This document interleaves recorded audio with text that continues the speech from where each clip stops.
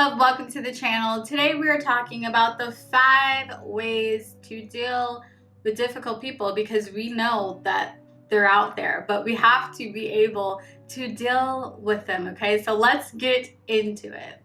1 is set boundaries. Boundaries are essential, they're crucial, y'all, and you may feel uncomfortable setting boundaries at first, but boundaries really help you keep your peace, your morals, your values, and it also creates like this safe environment. Because here's the thing, we can't always ignore difficult people. Like sometimes we're in situations where we have to be around them, whether that's because of work or like, I don't know, maybe it's a family reunion thing and the only way to not run into this person is not to go, you know what I'm saying? So we have to be able to set boundaries to create a safe place and keep our peace, keep our joy, okay? So a way that you can do that is set boundaries. Not only set them, like vocalize those boundaries, but also hold them accountable. That means that if they end up not doing your boundary, that you actually point it out and you say something, because you have to hold someone accountable for the boundary, okay? So an example of a boundary is dealing with someone who is always bringing you gossip about someone or slandering someone, talking about, you know, old relationships or whatever. A boundary would be, I'm not comfortable discussing that, or I don't feel like we should be discussing that. Vocalizing the fact that you're not comfortable and you don't want to talk about people, that allows you to stick to your values, as well as it helps you guard your heart. I have been in experiences where people will tell you information, even, you know, guided under like prayer request for the person, and all this does is it brings you to their level. If you are around a gossiper long enough, you will be gossiping too, because sticking around people that are unequally yoked or just don't have the same values, they will always bring you down to their level, okay? Don't think that you're so strong enough that you can just like withstand it. No, like don't be unequally yoked. Get away from them, set the boundary, and cut it off. 2 is see the relationship for what it is. A lot of the times we can be in denial or thinking that we can fix someone, or thinking that like they'll just miraculously change into this better person. And sometimes that does happen, but not all the time. We have to see the relationship for what it is. An example of this is believing that, you know, someone can be loving and accepting, but they have literally given you indication after indication that that's not who they are, that that's not what they are going to provide for you. When you see a relationship for what it is, for who they are or what they are spiritually dealing with, then you lose those expectations and you don't get like bamboozled or deceived in this situation, okay? One of the things that reminds me of this is love bombing, okay? This is normally seen in toxic relationships where like someone will just be like the best in the world and they're giving you all the gifts, all the love, all the affection, and you're like, oh my goodness, like this is great. But then it's just a drastic shift where they show you those true colors and you find out that like they're not who they say they are. But a lot of the times we will hold on to the fact that like, well, they were loving at one point, or they did do this nice thing that one time.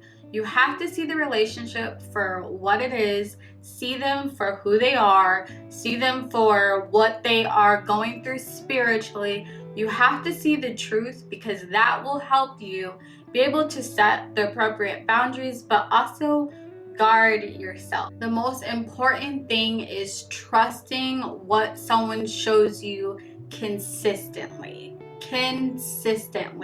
We all go through those moments where, we're having a bad day. I'm not talking about that, but really pay attention to what is the consistency. Who are they majority of the time? What are they showing you majority of the time? And if your expectations are not lining up with what you consistently see, then that is an indication that you are not taking the relationship for what it actually is. 3 is stay prayed up and read your word, okay? Because as Christians, that is where we get our power from. That is where we get our strength from. And that is where we, battle or war, okay? We don't do that in the natural, okay? We're not supposed to be snapping off on people and giving them a piece of our mind, So praying and reading the word will make sure that you are actually rooted and grounded in God, that you are not just going to be reacting, but responding, okay? That you are not just going to let people push, and then you explode, and then they're like, see, I told y'all, I told y'all that she was like this, I told y'all, No, we are not going to get tripped up. Praying and reading your word will allow you to see God clearly and see yourself clearly, which is so important, as well as I want y'all to know that prayer is not just about changing someone else. When we have that I can fix them mentality, we will be praying for someone to change, praying and hoping that God is going to, step in, and then the relationship is going to be amazing. We have the tendency to do that, but I want you to know that majority of the time, prayer is to change you, to transform you into being more like God.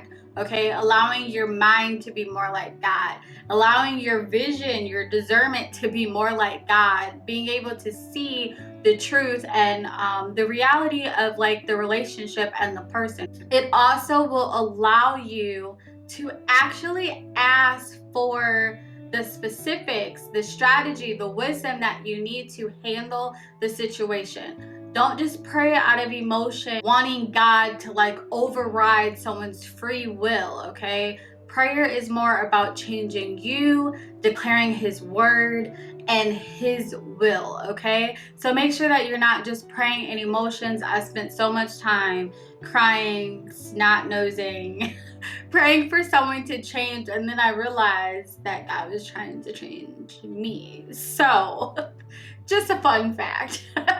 4 is know who you are and be confident in who you are, okay? When it comes to getting in unhealthy relationships or dealing with difficult people, one of the things they will try to do is bring you down, okay?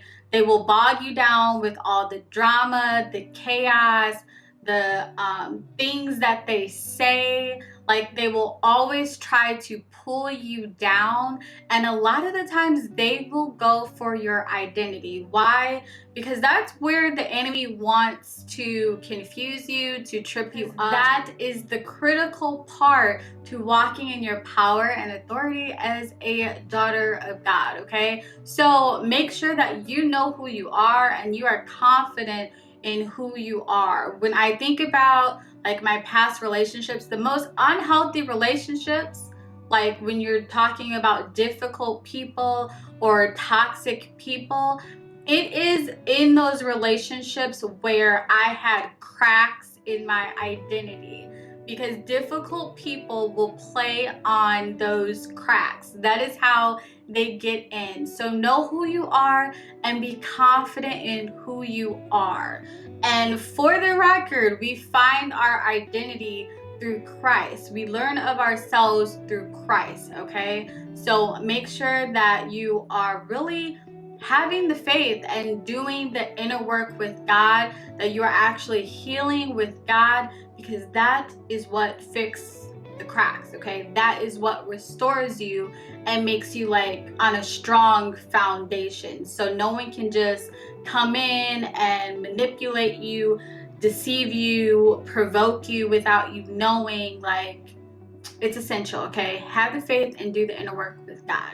5 is use your authority. As a child of God, you have authority, you have power, okay? So it's so important that we don't just sit on our authority, but we are actually declaring the word as we are at our job with difficult people. We are speaking life into people, that we are speaking life into the situation, that we are praying for strategy, we are getting wisdom from heaven. Like, we have authority, we have power, okay? That is so important. When we choose to sit on our authority, or we don't know that we have authority, we tend to feel hopeless. Like, we just have to like go with their flow, that we have no other option. But I want you to think, what do I have control over? What are my actual options? What can you do about this situation?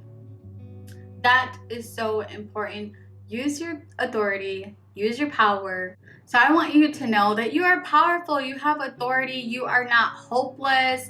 You don't just have to go with their flow. You are way more than a victim, okay? You are victorious. The word says that you are more than a conqueror. You can deal with difficult people. They are difficult, but you are powerful. Until next time, y'all.